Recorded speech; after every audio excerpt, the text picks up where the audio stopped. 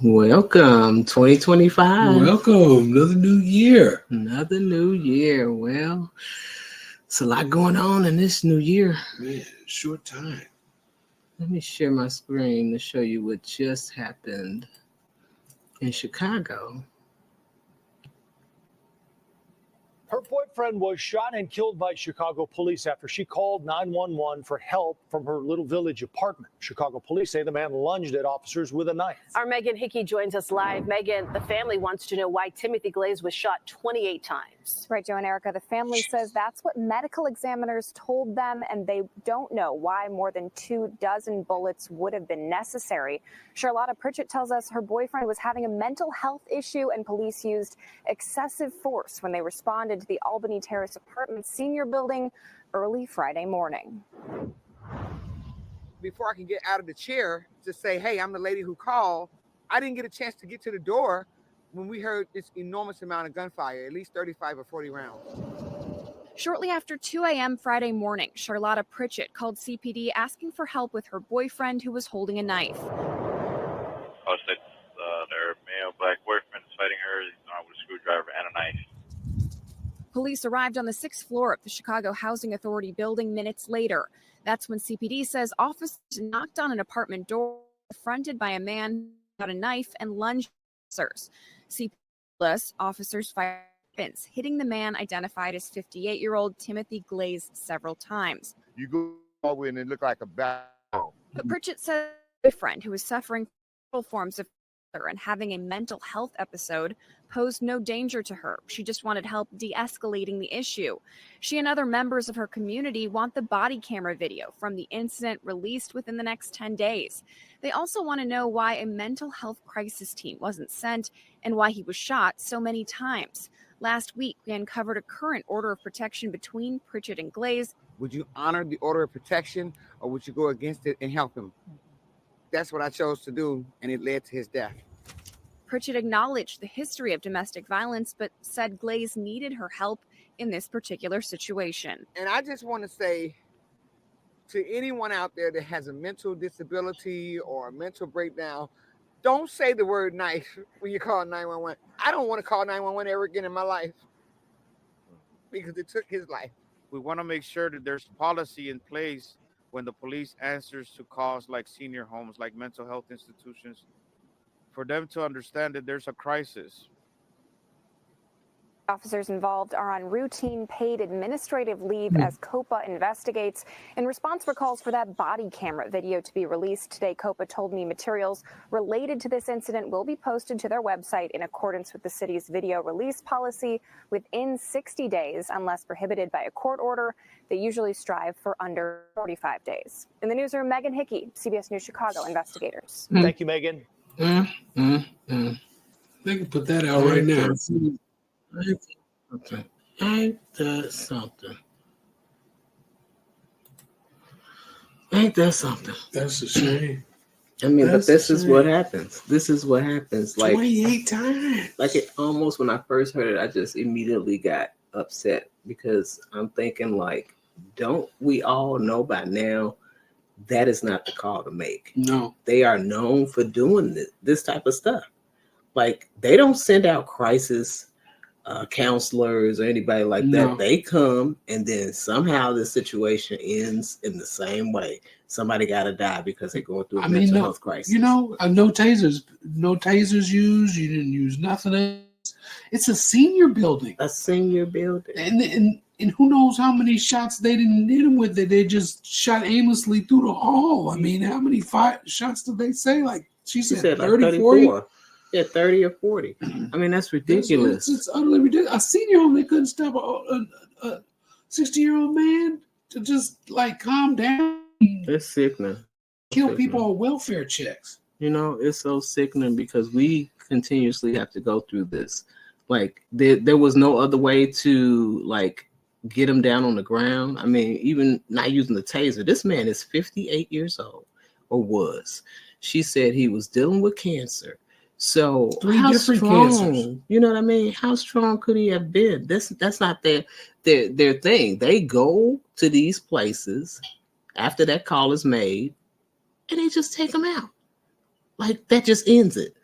Like, did you talk to the man? Right, no more problem. They say he lunged at them. Okay, aren't you prepared for somebody to lunge at you? You think? I mean, a knife and a screwdriver. Do they know you got a taser? Do they know hand to hand? You would think they would know how to fight without a weapon. But how to subdue an assailant without a weapon. So now, of course, this leads us to the one that really got us upset. We sat here and watched a whole murder. And we're talking about which one you want to show first. Robert Brooks. Yeah. So let's share this. This is in the great state of New York. Leaving the facility right there. Cool. So it says in this video, this has been made international headlines. A group of guards at a Marcy prison upstate, some with smiles, punch and kick a handcuffed prisoner who died 7 hours later.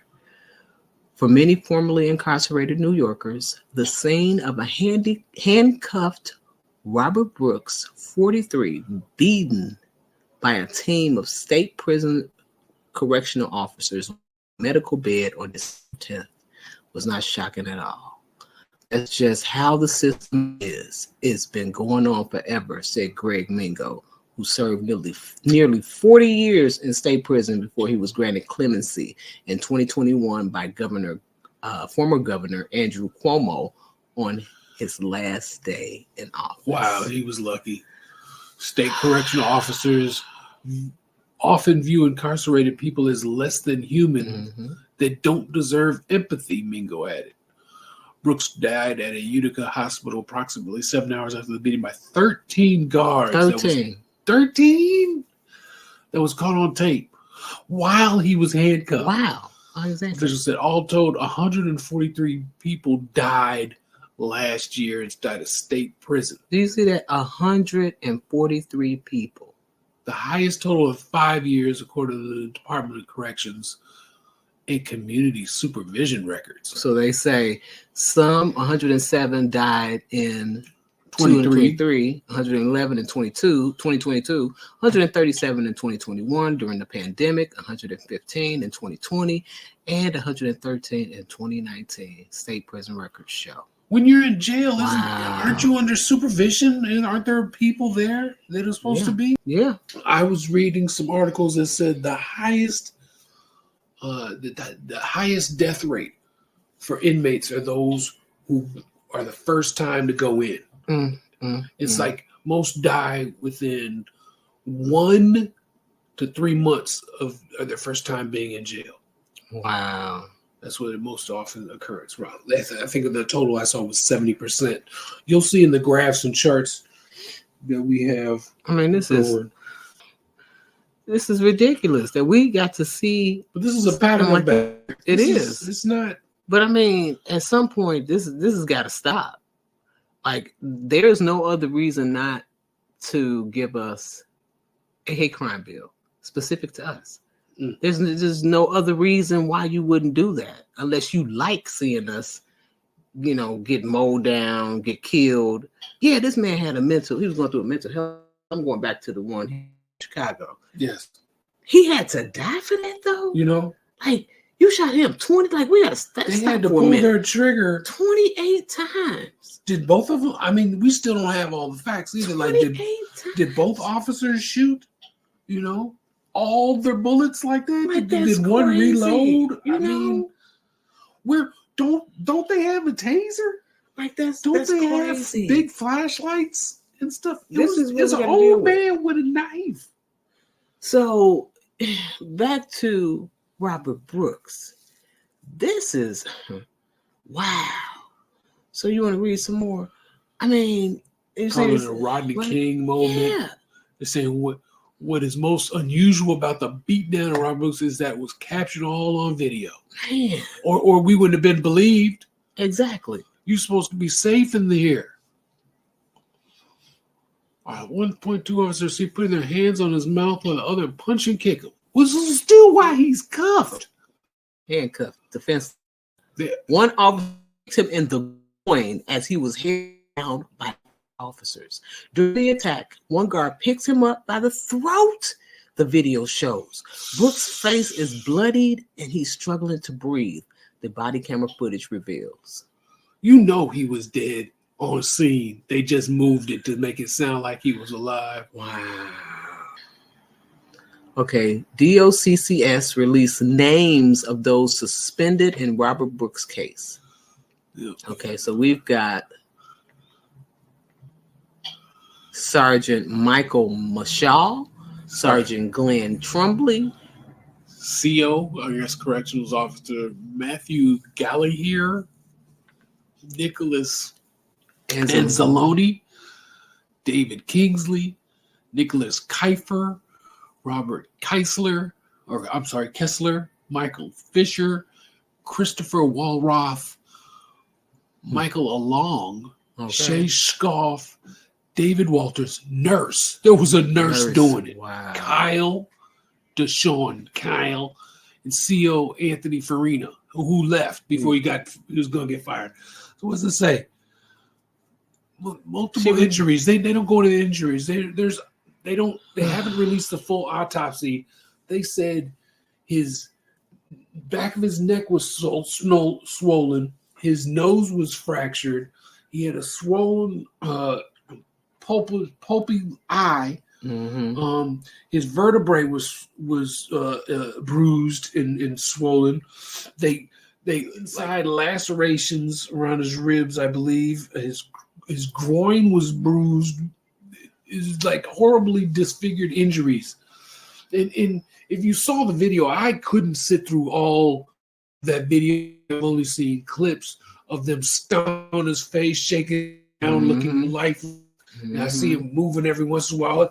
What can you do? And this is regular fun for them. I'm to another article. This one guy was killed by the correction officers a day before he was to be released. Wow. And you know why they jumped on him?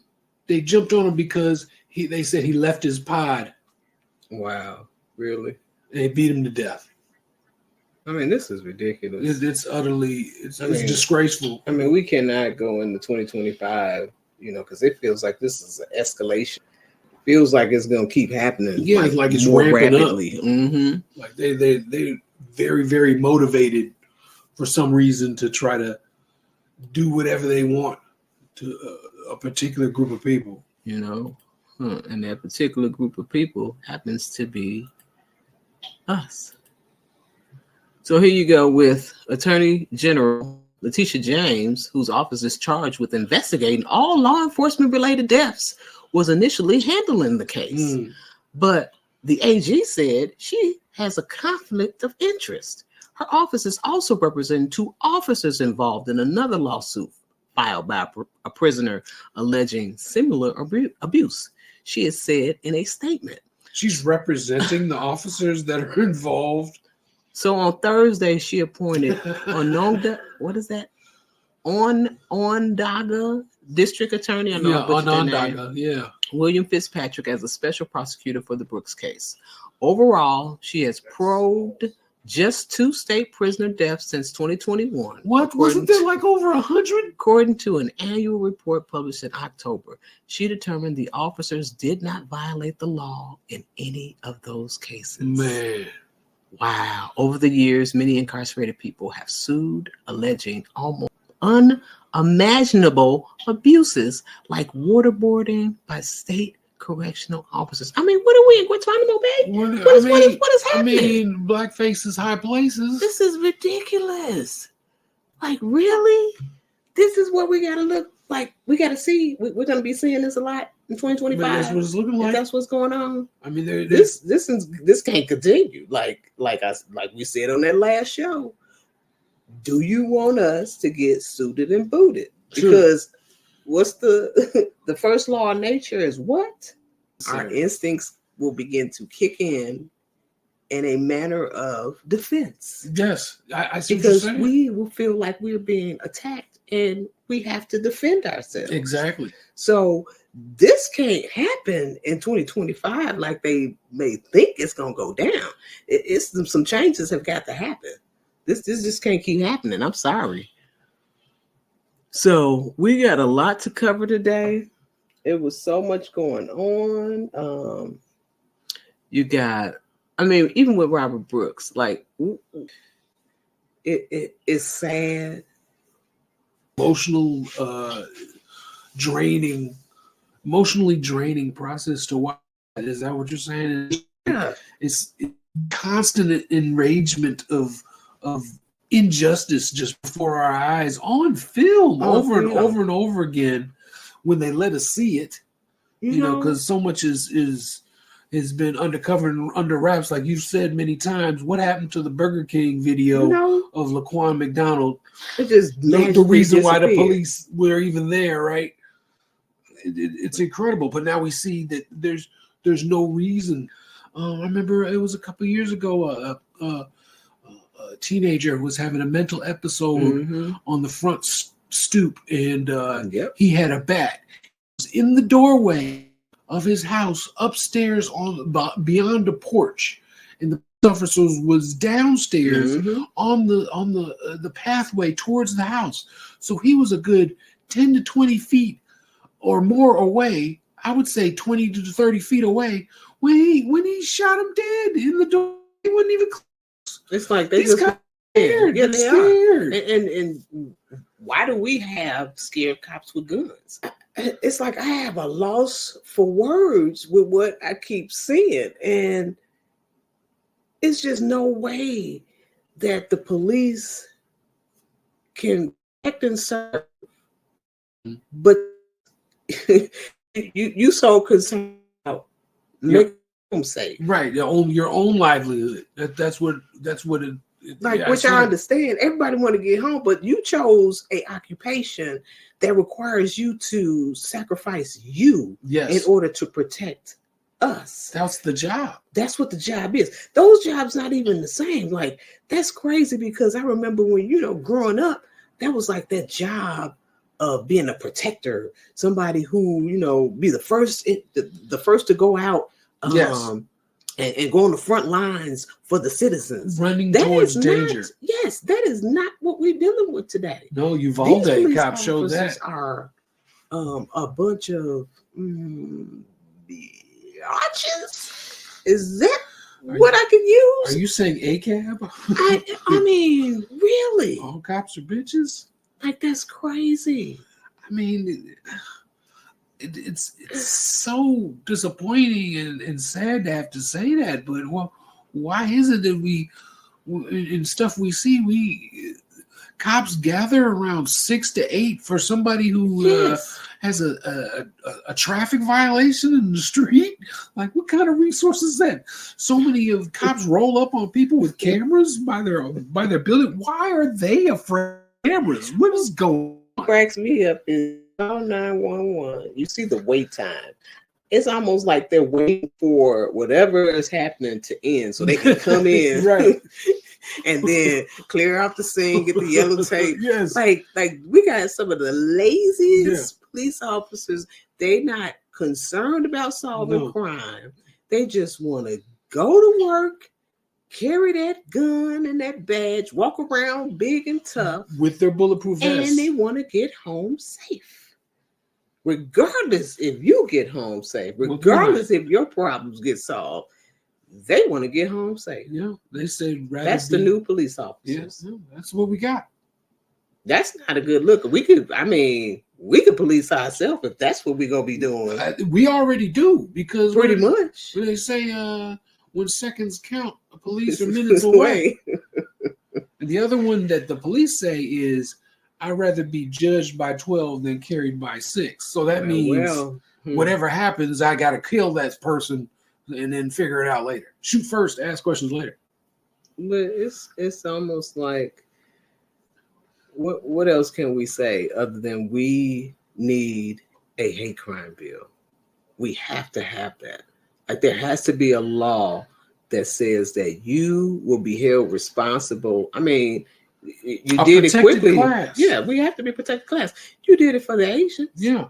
They got 2, maybe 3 instances where something happened to them, and it was just like automatic.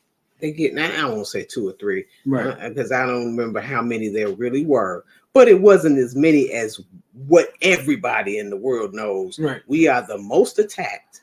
We are the most gunned down by who we are supposed to see as the protectors of us, because we're citizens. Why can't we have that same protection like they protect everybody else? Because we are the only ones who haven't immigrated to this country. That's This true. is us.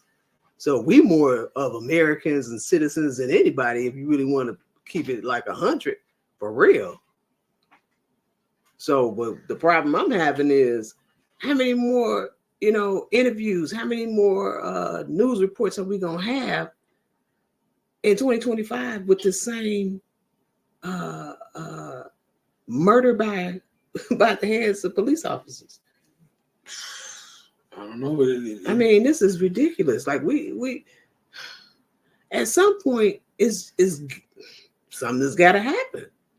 I mean, there was already a few uprisings when people got killed. Mike Brown, which is still disgusting, that whole case that he got off. Mm-hmm. Trayvon, these are the biggest ones. And George Floyd, that was huge. And I remember seeing like, wow, look at all these diverse people outside, mainly Caucasian outside protesting. And then what happened? And nothing happened. They did nothing for 4 years.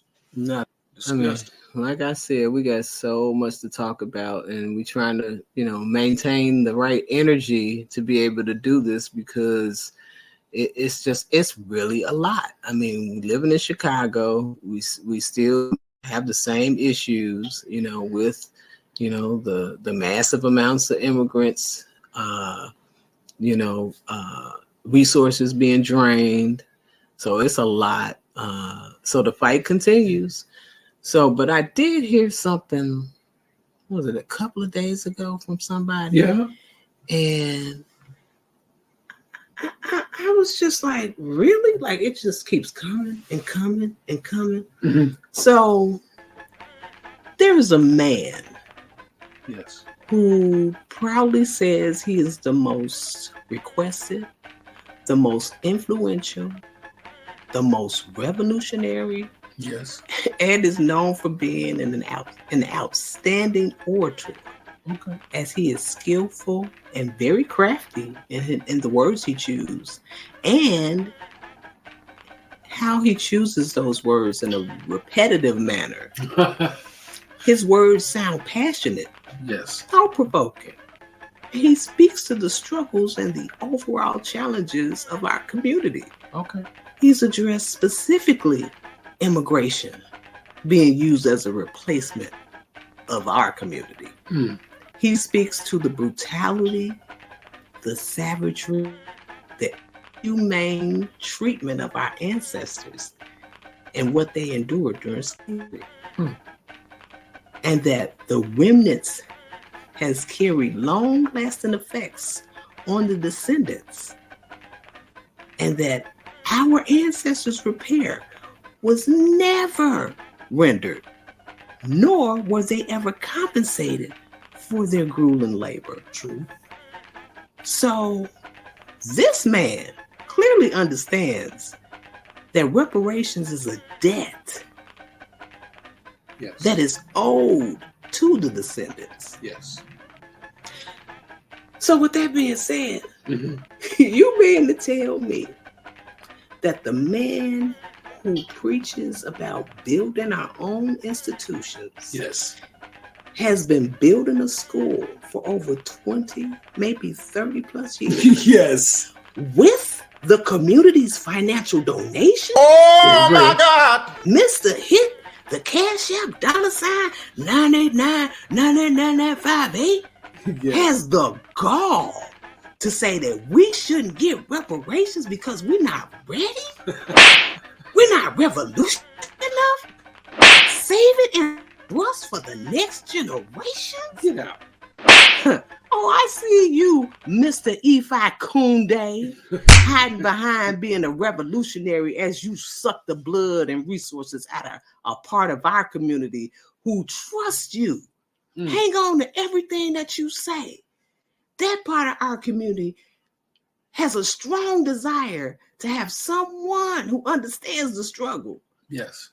And the many challenges we face as a community. They hope you use your platform to give them the voice, be able to express it in the way that you do because you're relatable. Yes. So, sir, you have an incredible skill of psychological manipulation as you feed off of the spiritually thirsty women and men who desperately want to feel connected to the Pan-African movement. Mm. You tout your infamous phrases, Black Queens forever, Snow Bunnies never, going on grifting tours around the world, disguised as lectures. No cash reparations. But you needed cash for your fake school. But we don't need cash reparations. In my Umar voice. You don't find that suspicious? You don't find that suspicious? He also said he talked to a woman who asked him why he was against cash reparations because she needs to pay some bills. You truly exposed your colonizer mentality as you think you are the manager, the Karen, the Ken, who gets to state what reparations should look like. Okay. You don't get to determine what repair looks like. What if the bill was for medical debt that has kept this lady in debt? But if she pays the debt, she can free herself from the worry, repair her credit, and maybe start a business to build generational wealth for her family. You think about that being her repair? What if that cash was used for paying off somebody's house? So they can provide that land to their children as a generational asset, to build wealth. So if we don't get no money, sir, no more money for you. What I found out is that you are an intellectual predator, a master manipulator, an oral masturbator, scholarly grifter, and an academic exploiter of the oppressed and stressed portion of our community. It's one thing that you don't want money for reparations, but it's another move for you to say as an agent and fix your lips and click your teeth and say that we don't deserve cash reparations. Mr. Actorvist, you are the they, and they not like us. Oh, hell no! And I was just so shocked when I heard this man say that we should not get cash reparations because we do not know what to do with it. Like he even said that this woman, she was gonna spend it on her hair. Like, did she tell you she was gonna spend it on your hair, on her hair? Or did you just assume that? I mean, who are you to say what we do with our reparations? Okay. Who is anybody to say what we do with our reparations? Ain't nobody asking you what you doing with your school money. I mean, it just baffled me. I'm like, this dude just came from out of nowhere. And is speaking, like, it almost felt like he was trying to save Sloppy Joe. All that heat that was on him. So replace that with him talking about reparations because he knows that he was going to go viral from talking about that because that's something that everybody. Yeah, this ain't the first time. That's of the lineage is going to speak out against that.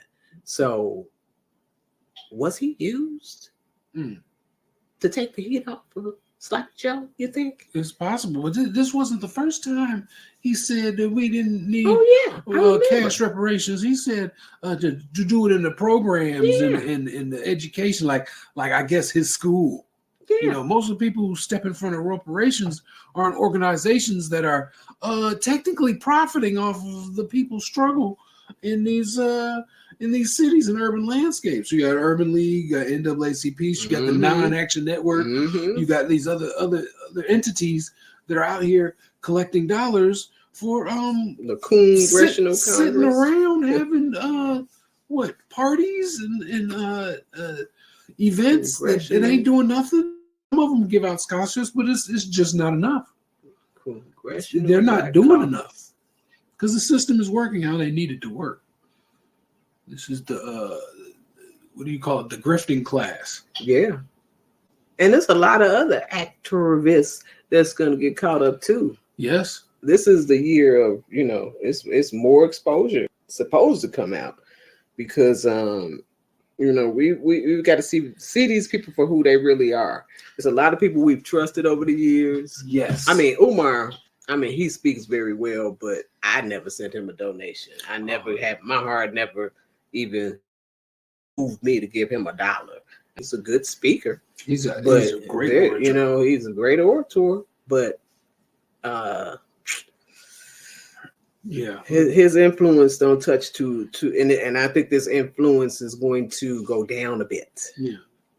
Because he stepped in some doo-doo this time. Yeah. I heard too many instances of him taking people's money and not doing anything, and people tried to get it back. And I was trying to give him the benefit of the doubt for that. Yeah. But so speaking of Sloppy Joe, yes, I have enjoyed the music of many different artists in hip hop and elsewhere. I like a range of types of music, but one in particular has just got my in a bun. This one is somebody respected as a lyricist, as somebody who had a lot of knowledge. Because I like my music with sometimes with some messages in there. And, hip hop has that message. And in fact, I think one of the first hip hop actually songs was The Message. Yeah. But anyway, this one is I have, it's like an ode to KRS-One or something like that. It's KRS-One. He's a disappointment to me. Yeah. It's a disappointment to me. He said something recently in a speech that I found very disrespectful. But anyway, he's got an organization called the Temple of Hip Hop, and it's a so-called hip hop cultural association. So he put together and worked a presentation and delivered this hip hop declaration of peace to the UN on May 16th, 2001. Signed with organizations and around 300 assets or agents or UN delegates or whatever you want to call it. He called it a document recognizing hip hop as an international culture of peace and prosperity. And I thought, that sounds good, but a culture of peace and prosperity?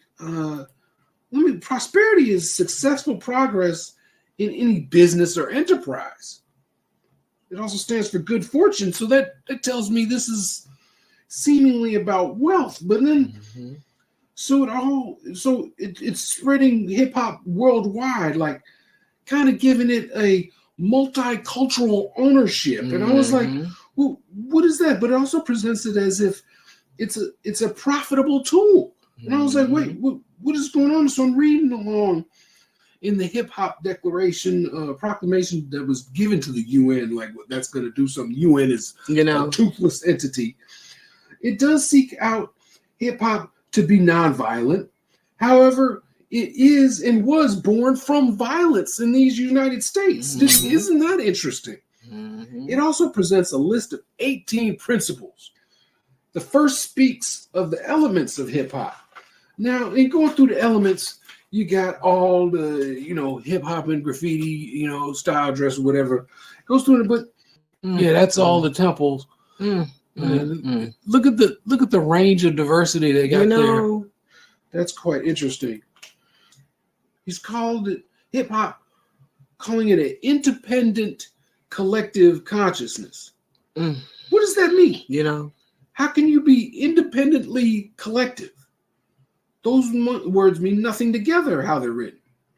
You can have a collective consciousness, or you can be independently consciousness, but you can't be together and separate at the same time. So explain that to me. You dumbass. With all the facets of hip hop, that they have listed with the breakdancing and all that in the art form. Where's street justice, court, vengeance, revenge? Where's the mediation with solving disputes? It tells all to follow these KRS principles in which he's changed culture to have a K. Why would you change the word culture unless you want it to have another meaning? And he wants to categorize all hip-hop expressions. That's in the first one. The second principle, he's already violated by being prejudiced and discriminatory against the people who originated hip-hop. It is attempting to alter its natural development by inserting fake narrative. Others invented it, like Puerto Ricans, Caribbeans, and others. I heard some people say Italians and Jews. I'm like, what are you talking about? The third principle, I say no. I say no to the third principle. And if you're wondering, go look at his principles. The third, I say no. We do not and will not respect our oppressors' laws or agreements. And remember, these laws in the past and now continue to abuse us, our people. The fourth, that it describes an independent collective of consciousness again. I don't know what an independent collective is. He calls it a way of life to bring family, but he's in the process of disrespecting the originators. The fifth is educate yourself in the ways of deceit. This is starting to sound like a job or career presentation. You know, present your best work and ideas to who? For what end? Why present and not just express? By stepping on the roots of hip-hop culture, you do not respect the originators. This sounds like a setup to be bought and sold by con men and grifters, stretching the meaning of a musical genre. They want is encourage corporations to hire a hip-hop cultural specialist. Look at this dumb motherfucker. Where's your certificate? How'd you get it? Did you get it from the Temple of Hip-Hop? How much did you have to pay for it? What was the price of your certificate, you Mr. Cultural Sensitive Supervisor or whatever? The ninth principle is naming holidays and months that no one is following. May to this 3rd. day. Yes. No one is. I heard of May 4th. May the 4th be with you. It proclaims to reflect, but it's also altering the past events that formed hip-hop. It's also destroying the meaning in hip-hop's existence. The 10th says, do not deceive, but his speech has in lying about the roots and origins of hip-hop. Rap music, as it was known before, or ghetto music, or black music. The 11th sounds like a multicultural, inclusive love letter to Pan-African idealists. You gotta be kidding me. Wow. The 12th, I'm going to say, calling Friedman, FBA, ADOS, Negroes, stupid, actually recalling history and delineating from those who are falsely claiming the invention of hip-hop is not fitting your own principles in this video. Isn't that deceit and prejudice and theft and hate? The 13th, I say, where's the strategy to settle the disputes over the facts? Hip-hop is sounding silly. Hip-hop is sounding silly. Let's track it. 14th principle. Let's track how many MCs and such eliminated poverty. Okay. With all the wealth they accrued. How many do speak out? Where's the dialogue? Where's the dialogue with Lord Jamal? Right. With the brand new, These principles sound like an employee manual crying for acceptance and income from a company or organization. If you ask the common music fan when this occurred, I bet no one will know. Speaking of when they declared this a declaration of peace, nobody remembers that garbage. This was an outright attempt to take over hip-hop and to limit its actual reason for being. Ingenious, creative, inventive black people who, under oppression, began to form in house parties and park parties their own music and entertainment. No other people made it. It was only born out of the oppressive, racist system of this country. It is not hand in hand smiling and singing with this country. but from the bleeding, bruised underbelly of the worst of this country to grow like a rose from concrete. All music country happy. And it disgusts me, this skewing of the history. 15 speaks on respect of nature and learning the planet, which sounds a lot like another Earth Day. Okay. Followers are encouraged to respect all creators and inhabitants. Yeah, Earth Day. 16th is, this one is important, as the writer of these principles is accurately misquoting and misrepresenting the origins of hip-hop, plus disrespecting the people who it came from. Therefore, where is this evidence that describes these new theories that excludes Black Americans as the main and only inventors, originators of this culture? And most other, as Black people, were the original people of the sun. This document is not being followed by its own authors and should therefore be crossed out as not credible. It seems it more so needs contributions like $40 for t-shirts. Show me these temple goers out here sharing anything or teaching in order to develop our people while being lied to. The 18th, oh my God, 18th principle. We finally got to the end. Wealth is mentioned with the phrase invested with the power to promote. Again, you defend this as a declaration? It sounds like an attempt to profit. This is an attempt like Khan Mala to take, like Jabba Joe to take, like Rusty Rhymes to take, like these plastic-faced Latinas to take, to appropriate, to steal, to alter, to disregard, to malign, to lie in order to rewrite an original Black art form and intentionally subvert its meaning and steal it for simple profit. KRS, none.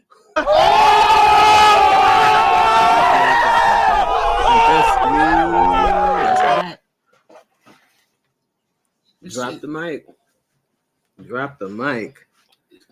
Quite upsetting. It is. It's very upsetting that we can't have nothing for ourselves. Nothing at all. Nothing.